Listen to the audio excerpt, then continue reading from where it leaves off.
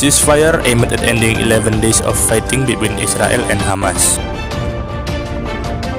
Indonesia prepare for post-Eid al-Fitr virus surge.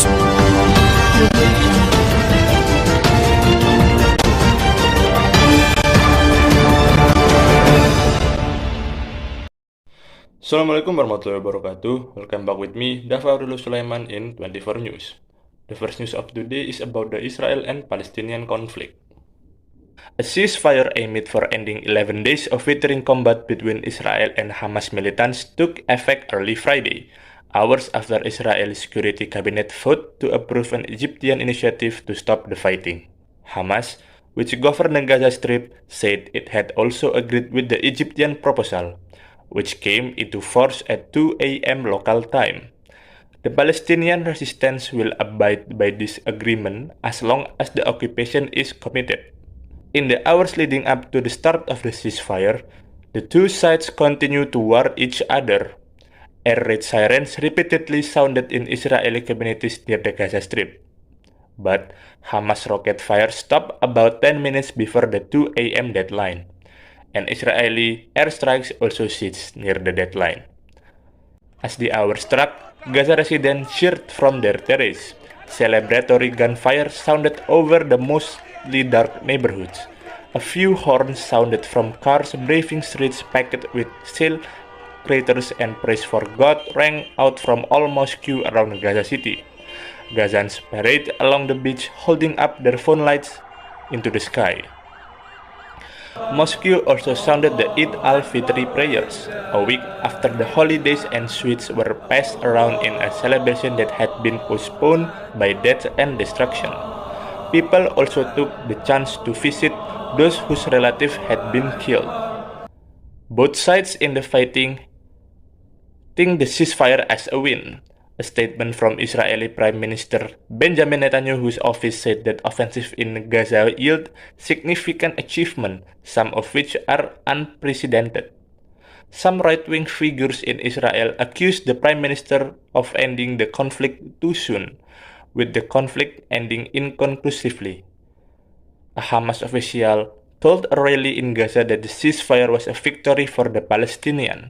Khalil al-Hayya added that Israel had failed to destroy the Islamist group military infrastructure. The city of Jerusalem has for decades been a major focal point of the broader Israel-Palestinian conflict, and both Israel and Palestine claim it as their capital. But there are three specific sites in and around the old city of Jerusalem emerged as flashpoints in the weeks leading up to the recent outbreak of hostile.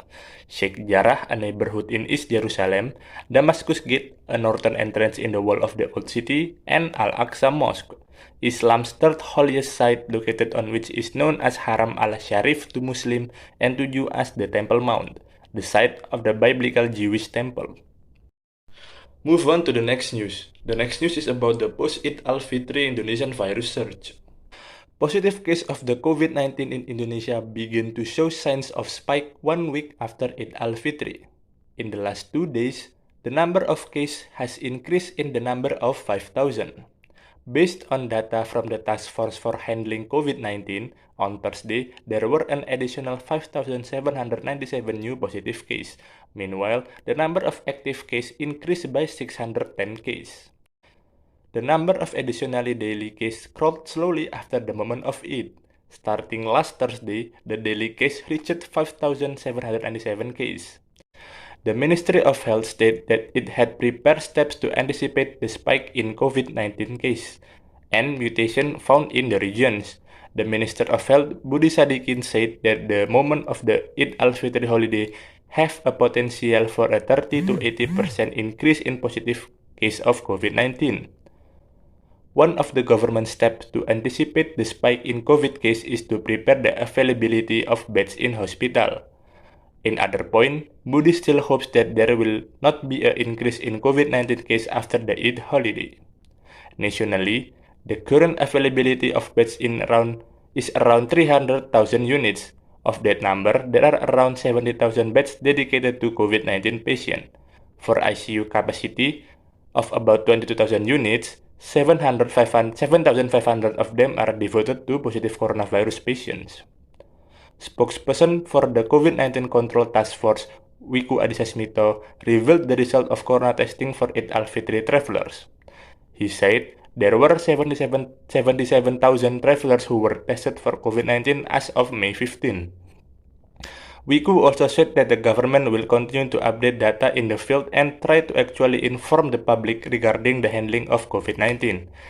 In its implementation, Ketupat operation to catch people who are still reckless to go home or mudik, also supported by the army and police officer on the ground in the field. The Central Task Force always conducts routine coordination per week for each regional task force related to the development of COVID-19 control, in which army and police elements who are officers in the field also participate. That's all the news for today. Thank you for watching and see you soon.